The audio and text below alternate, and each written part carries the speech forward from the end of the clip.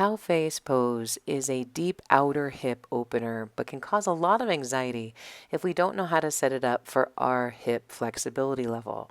So let's look at half cow face first.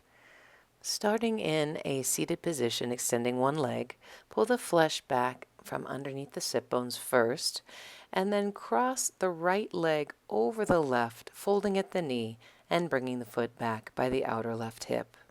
And then taking a blanket from the eighth fold and folding it again at the corner to make a little sickle cert or a little insert for underneath of the ankle to prevent sickling. When the ankle is sickling, the safety of the knee is compromised. So we maintain an active half-flexed, half-pointed foot, and then the other foot is flexing as we fold forward. Now let's look at a more restorative way to set this up. We'll start with a blanket in the eighth fold and roll it lengthwise and lay it right next to the outer hip, folding the leg across in the same way, and that support underneath the ankle is there for a half-flexed, half-pointed foot. The other foot is flexing, and we'll set up a block to go underneath of the head, either on the shin or on the knee to rest. Now for those of us with shorter hamstrings where we cannot reach the foot and we want to keep it active, we're going to use a belt and have our blocks nearby. The setup is the same with the sickle cert underneath of the ankle, and we'll thread the belt around the outside of the foot and then set up our blocks to the height where it makes sense for our flexibility in folding forward. Then we can reach forward and take hold of the strap. For more relaxed arms, you can bend the elbows and let them rest. Now let's look at setting up the full pose, starting on our knees.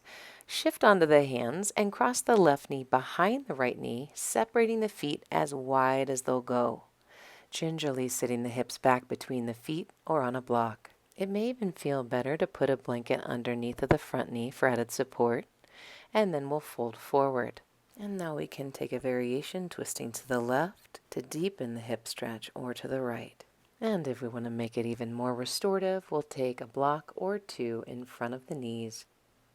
And then setting up for a bind to add to this pose, we'll take the opposite elbow to the knee on top, and then stretch it up overhead to get a nice lift before we internally rotate the opposite shoulder and find the hand clasp behind the back. From here, we'll lengthen upwards as we root the sit bones down and fold forward. If your shoulders are a little tighter, we won't be able to grab the hands behind the back without the help of a strap. So we'll take the strap in the top arm, bend the elbow, drop it behind you, and then internally rotate that shoulder to grab as far up the belt as you can. From here, we'll root the sit bones, lengthen, and fold forward. Then here in our forward bend, we can choke up on the strap. Now we'll look at a few other variations we can do once we're in the pose. So you see here I'm sitting up on a blanket to lift the seat to make it a little easier for myself until the hips are evenly dropping down. Then rooting down with the forearm on the block or hand on the block, checking that both feet are nice and active, we'll lift the arm up and over. Now from here we can also do a few variations, bringing the arm down and up, ensuring that that opposite sit bone is rooting down as we extend that arm and feel the length all the way from the sit bone up the side body to the fingertips. For an added shoulder stretch, the hand can come behind the head.